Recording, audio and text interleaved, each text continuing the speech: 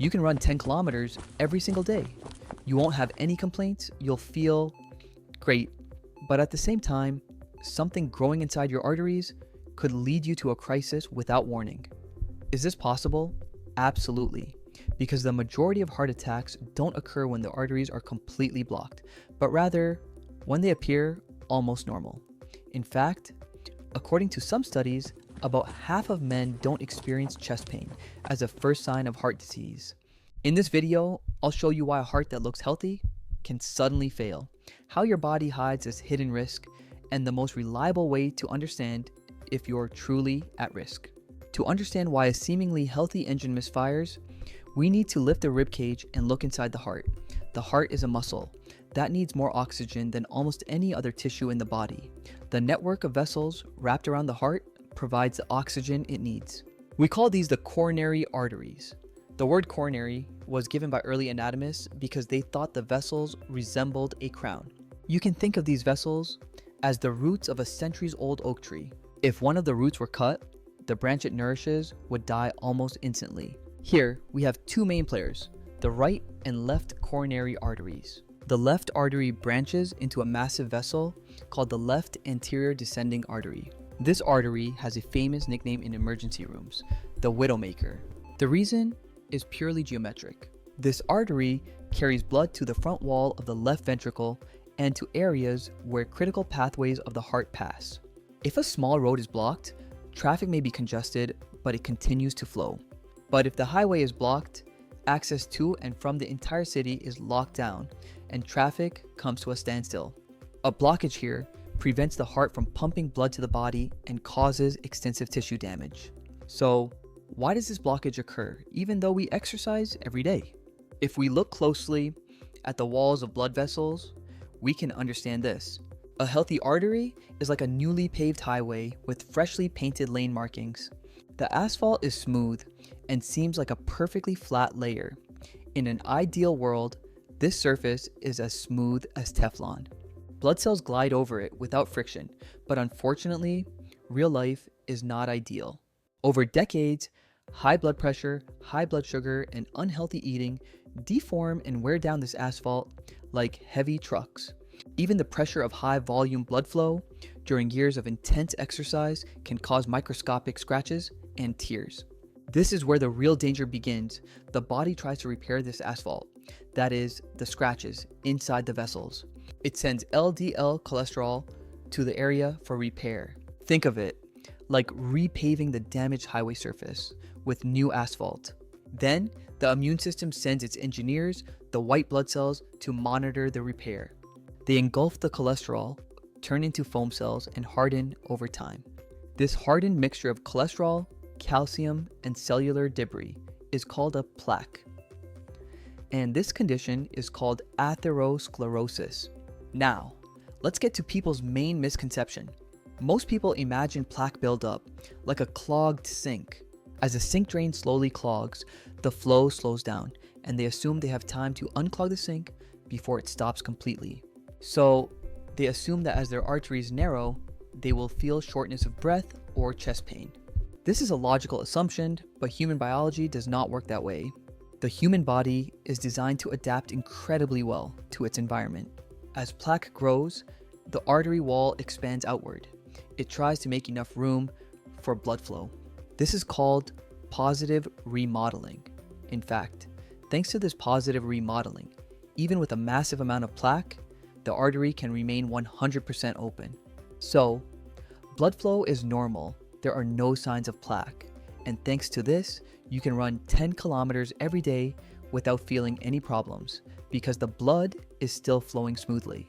That's why, according to some research data, 50% of men and 64% of women experience sudden and serious crises without any previously known heart problems.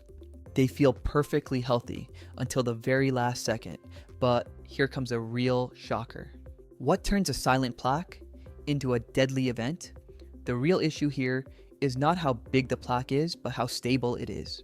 Plaque buildup in the arteries can be described as a bubble covered with a thin membrane.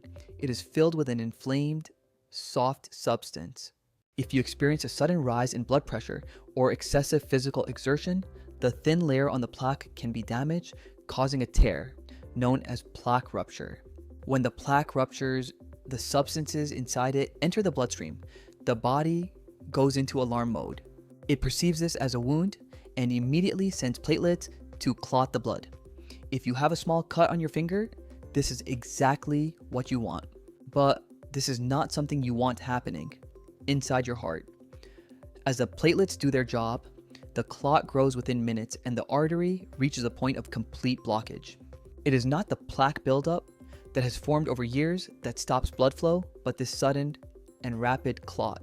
It closes the artery like a marble in a bottle. We call this a type 1 myocardial infarction. But there is another scenario that particularly affects professional athletes who work at a high tempo, type 2 myocardial infarction. Let's consider Brain, a disciplined runner in his 50s. Brain's cholesterol is normal. He doesn't feel crushing chest pain during a marathon, but he notices something strange. His energy is low, his head is spinning, and he feels nauseous. Brain thinks he is dehydrated from exercising. At the hospital where he goes for a checkup, doctors find troponin protein in his blood. Think of troponin as a liquid inside a phosphorescent stick that breaks. While the plastic casing is intact, the liquid stays inside, but the moment you break the stick, it leaks out. Heart muscle cells are filled with troponin. The death of these cells causes the cell to break down and release troponin. Brain is having a heart attack, but when doctors look at his arteries, they can't find a 100% blocked vessel. They see arteries partially blocked by plaque, but how can he be having a heart attack when blood is still flowing? It's very simple. It's a supply and demand issue. When sitting in a chair, a 50% narrowing in our arteries is insignificant.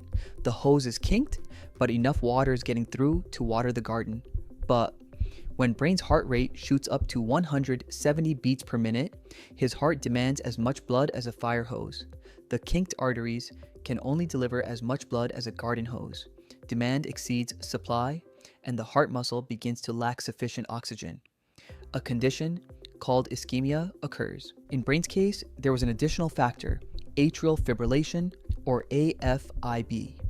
The heart has an electrical system that ensures coordinated contraction. In AFib, the upper chambers stop beating regularly and begin to quiver. This chaos disrupts the timing pattern, combine partial blockage with the rapid heartbeat of AFib, and you create a perfect storm. The heart is beating so fast that it doesn't have time to fill, and the arteries can't carry enough oxygen to keep up with that pace. There is a critical threshold here, the 70% rule. Generally, you will feel chest pain when an artery is approximately 70% blocked. Below this threshold, the heart compensates for the problem. Above it, you may feel a tightness that goes away when you sit down and rest while climbing stairs, walking at a moderate pace, or jogging lightly. We call this stable angina. You can think of it as your body's check engine light, but keep in mind, the vast majority of heart attacks occur in people with less than 50% blockage. This is because soft plaques rupture much more easily than large, stable ones. So, is there any good news if we can't feel it? The human heart has a hidden backup system to solve this problem: collateral circulation. Think of the heart's main arteries as highways. If a blockage persists for years, the heart builds side roads by opening secondary pathways around the blocked highway. Circulation continues. That's why a 70-year-old can survive a heart attack that could have devastating consequences for a 40-year-old. An older heart has had time to build those collateral pathways. In a young person, it's instant rupture. The highway closes, and there's no way around it. One of the best ways to develop these vessels is through regular moderate intensity exercise and high intensity interval training. Exercise builds that network, buying you time. And truth be told, the only currency you have is time. In the emergency room, doctors always say, time is muscle. As minutes tick by during a crisis, the damage becomes permanent. The first hours are the most critical. So, to save the muscle, you need to recognize the symptoms. In men, the classic heart attack symptoms are usually chest pressure and pain in the left arm. In women, however, the symptoms are much more subtle: extreme fatigue, shortness of breath, even severe heartburn. If you suddenly feel a sense of serious danger, don't ignore it. Repairing the highway If the highways of the heart become damaged, cardiologists perform percutaneous coronary intervention.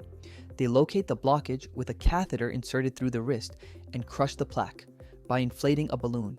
They then insert a metal cage called a stent. This cage keeps the artery open permanently. Now, let's get to the real life-saving part, the screening strategy to find asymptomatic hidden blockages. Our goal here is to detect damaged sections before the highway becomes completely blocked. A standard blood test only tells you about the components in your blood. It does not tell you whether plaques are sticking to the walls inside your arteries. For this, you need more advanced tests and more data. The first is the coronary calcium score. This approximately 5-minute scan measures hardened calcium. 0 generally means low risk, while 400 and above represent the high risk group. The second is CT angiography. This angiography allows us to see soft plaques that have not yet hardened, that is, those invisible and unstable bubbles. This is the best early warning system we have in the medical world, decided upon by the patient and their doctor together. When a seemingly healthy person has a heart attack, it is almost always the result of ignorance. If you can keep your blood pressure under control, you stop mechanical wear on your arteries. If you manage your blood sugar, you prevent inflammation, and if you keep moving, you help your heart. Final word, don't assume you're healthy. Use the technology we have and really learn.